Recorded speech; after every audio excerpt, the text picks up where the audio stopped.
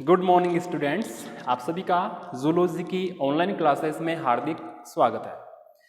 Previous class में अपन ने ethology की कॉन्सेप्ट स्टार्ट की थी, जिसमें अपन ने 2 कॉन्सेप्ट्स क्लियर कर ली थी। इसमें से फर्स्ट थी अपनी फैब और सेकंड थी एसएस। यही थी फैब, स्थायी क्रिया क्रम या फिक्स्ड एक्शन पैटर्न। क्लियर है? जो सेकंड थी वो थी साइन स्टिमुलस या चिन्ह उद्दीपन, शॉर्ट में क्या नाम था? एसएस। इनमें अपन ने बहुत ही अच्छे अच्छे एग्जांपल्स भी लिए थे दोनों में ही। एक बार इसकी डेफिनेशन अगर अपन रिपीट करें तो क्या थी? वह सहज अर्थात जन्मजात व्यवहार जो स्पीसीज स्पेसिफिक में स्थिर एवं रूढ़ प्रकार का प्रेरक क्रियाओं या मोटर क्रियाओं का या मोटर एक्टिविटीज का क्रम होता है, फेप या स्थायी क्रिया क्रम कहलाता है। यही था। इसमें अपन ने एग्जाम्पल लिए थे जीन्स के, एक पीढ़ी में दूसरी पीढ़ी में ट्रांसफर के, गिलहरियों के लिए थे, ग्रे लेग गूज के लिए थे, इंसेक्ट्स के सोशल ऑर्गेनाइजेशन का लिया था, स्पाइडर का वेब का बुनना लिया था, ह्यूमन में चाइल्ड वाला लिया था, दर्जी चिड़िया टेलर बर्ड का लिया था। एसएस की बात करें तो वह सरल एवं जाति विशिष्ट उद्दीपन जो फेप की अभिव्यक्ति के लिए या उसके प्रदर्शन के लिए जिम्मेदार होता है, एसएस या साइन स्टिमुलस या चिन्ह उद्दीपन कहलाता है। इसमें अपन ने एग्जाम्पल लिए थे। अच्छा, इसकी खोज किसने की थी? इसके बारे में सबसे पहले किसने बताया था? कॉनराड लॉरेंज ने। ठीक है, ये था। इसमें अपन ने एग्जाम्पल लिए थे, डेविड लेक का एक्सपेरिमेंट लिया था जिसमें यूरोपियन रोबिन का एग्जाम्पल लिया था, और सेकंड एग्जाम्पल लिया था हेरिंग गल का, हेरिंग घोमरों का, जिसमें टेपिंग करते थे, उनके पेरेंट्स उनको फूड खिलाते थे, वो वाला। तो यहाँ तक अपनी 2 कॉन्सेप्ट्स इथोलॉजी की कंप्लीट हो चुकी थी। आज जो 3rd नंबर की कॉन्सेप्ट है अपनी सहज मोचन प्रणाली की अवधारणा, इंग्लिश में क्या बोलेंगे? कॉन्सेप्ट ऑफ इनेट रिलीजिंग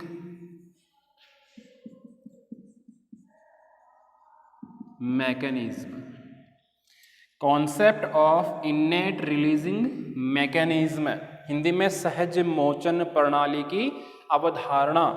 शॉर्ट में अपन ने इनका भी शॉर्ट में नाम लिखा है तो इसका भी लिखेंगे। शॉर्ट में है IRM।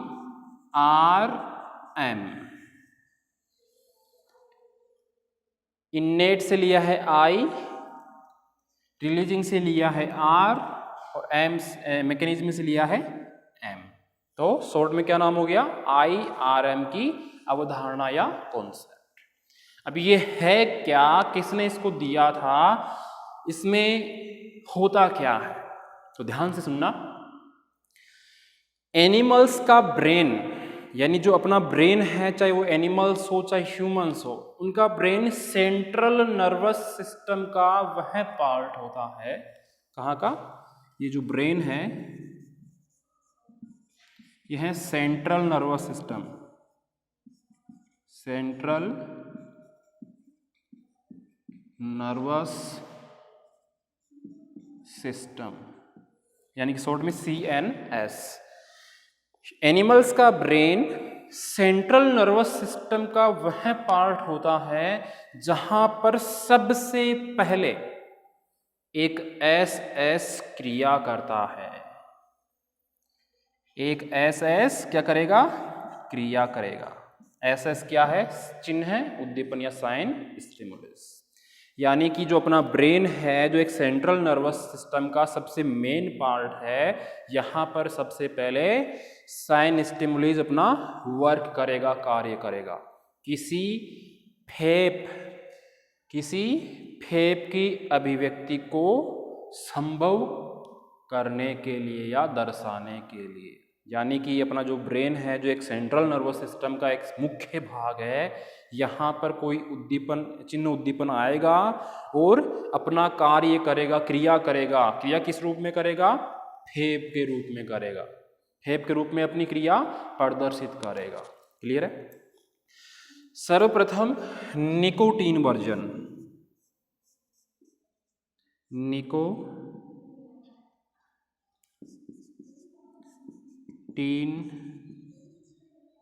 वर्जन, इनका जिक्र पहले भी हुआ था अपने हिस्ट्री में। इन्होंने सन 1951 में निकोटीन वर्जन नामक वैज्ञानिक ने सन 1951 में IRM की अवधारणा दी थी। किसकी दी थी? सहज मोचन प्रणाली की अवधारणा इन्होंने दी थी। इन्होंने इस अवधारणा के माध्यम से ये बताया था कि एक उचित SS या चिन्ह उद्दीपन की पहचान एवं उसके प्रति फेब की अभिव्यक्ति होना IRM का ही कार्य है। यानी कि अब तक तो अपन को ये पता था कि फेब के लिए एक SS या चिन्ह उद्दीपन होना चाहिए। फेब कब तक नहीं होगा? जब तक उसे एक उचित SS या चिन्ह उद्दीपन नहीं मिलेगा। अब मैं आपको कहूँ ही नहीं कि आप नोट्स लिखो, तो आप क्यों लिखोगे? क्योंकि मैंने आपको एक SS दिया ही नहीं, उद्दीपन दिया ही नहीं मैंने आपको। अब उद्दीपन दिए ही नहीं तो आप फेब की प्रोसेस करोगे ही नहीं। फेब की प्रोसेस कौन सी है आपकी? लिखने की। तो इतना टाइम तो अपने पिछली क्लास में अपन ने यही पढ़ा था कि एक फेब को करने के लिए एक SS होना चाहिए। लेकिन ये कॉन्सेप्ट ये कह रही है, ये निकोटीन वर्जन साइंटिस्ट ये बोल रहे हैं कि एक SS की पहचान, एक साइन स्टिमुलस की पहचान और उसके प्रति फेब की अभिव्यक्ति के लिए जिम्मेदार कौन है, या इसका जो कार्य है वो कौन करता है? IRM ही करता है। यानी कि जैसे ही एक उचित SS मिलेगा, उसके प्रति जो फेब की अभिव्यक्ति होगी उसके लिए जिम्मेदार होगा IRM। IRM और SS, एक तरफ है SS, दूसरी तरफ है IRM। इन दोनों के मध्य ताला एवं चाबी, लॉक एंड की में जैसा संबंध होता है, कैसा संबंध होता है इन दोनों में? कि एक स्पेशल की ही एक स्पेशल लॉक को खोल सकती है। सभी की एक लॉक को सारी की सारी नहीं खोल सकती, एक स्पेशल की ही उस लॉक को खोल सकती है। ऐसा ही संबंध, ऐसा ही रिलेशन एक SS और IRM के बीच में भी होता है। कैसे? एक उचित प्रकार का या सूटेबल टाइप का SS ही IRM को जागृत कर सकता है, या एक IRM एक उचित प्रकार के या सूटेबल टाइप के SS की पहचान कर सकता है। किसके लिए पहचान करेगा? फेब के लिए करेगा। तो इनमें भी संबंध कैसा हो गया आपस में? लॉक एंड की के समान। आगे समझना, एक एक IRM, जैसे मान लो कि फेब है, इसको व्यक्त करने के लिए एक अलग से IRM का होना जरूरी होता है। जिससे मैं आपको बोलूं कि आपको नोट्स लिखने हैं, तो मैंने आपको क्या दिया? एक साइन स्टिमुलस दिया। लेकिन आपका जो ब्रेन है वो मेरे इस SS को ग्रहण करेगा, यहाँ पे ब्रेन में करेगा, सेंट्रल नर्वस सिस्टम वाले पार्ट में। यहाँ पर क्या मौजूद है? IRM मौजूद है, इनेट रिलीजिंग मैकेनिज्म। यह IRM क्या करेगा? इस SS की पहचान करेगा और उसके अनुरूप आपसे काम करवाएगा। वो काम क्या होगा? फेब के रूप में होगा, और वो काम क्या होगा? आपके द्वारा नोट्स को लिखना। क्लियर है? तो अपन इन तीनों में संबंध बता सकते हैं, एक फेब में, SS में और IRM में। ठीक है, तो इनको एक चार्ट के रूप में अपन शो करना चाहे तो कैसे करेंगे, ये आपको समझ में आ गया होगा। ये साइंटिस्ट का नाम ध्यान रखना। ठीक है, इन दोनों में, इन तीनों कॉन्सेप्ट्स में आपस में क्या संबंध है, क्योंकि ये तीनों कॉन्सेप्ट्स एक दूसरे से संबंधित हैं। कोई भी अगर किसी चीज की भी कमी होती है तो फैब की अभिव्यक्ति होगी ही नहीं। तो सबसे पहले साइन स्टिमुलीज, जिसे शॉर्ट में बोलते हैं अपन SS, यही था। सेकेंड में बता रहा हूं कि IRM पहचान करेगा SS की, तो इन्नेट रिलीजिंग मैकेनिज्म, जिसे अपन शॉर्ट में वो लिख रहे हैं IRM। ये कौन सी प्रोसेस को करेंगे, क्रिया को करेंगे? फैब को। इसकी फुल फॉर्म है fixed action pattern. Full form, short form क्या है? FAP, FAP. इसको अपन एक बॉक्स में बंद कर दे तो और अच्छा लगे। ये लो,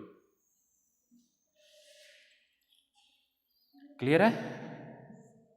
तो इसको, इन तीनों कॉन्सेप्ट्स जो एक दूसरे से संबंधित है, उनको अपन ऐसे प्रदर्शित कर सकते हैं। तो इसको अपन वापस अगर समझना चाहे तो क्या बोलेंगे कि एक SS है, उसकी पहचान एक IRM के द्वारा की जाएगी और वो IRM उस SS की पहचान कर फैब की अभिव्यक्ति करवाएगा। वही एग्जाम्पल लेते हैं। मैंने आपको कहा कि आपको नोट्स लिखने हैं, आपको ये लाइन नोट करनी है या अंडरलाइन करनी है, तो मैंने आपको क्या दिया, आपके ब्रेन को क्या दिया? एक SS दिया, ठीक है? उस SS को आपके ब्रेन ने ग्रहण किया, जो एक सेंट्रल नर्वस सिस्टम का आपका पार्ट है।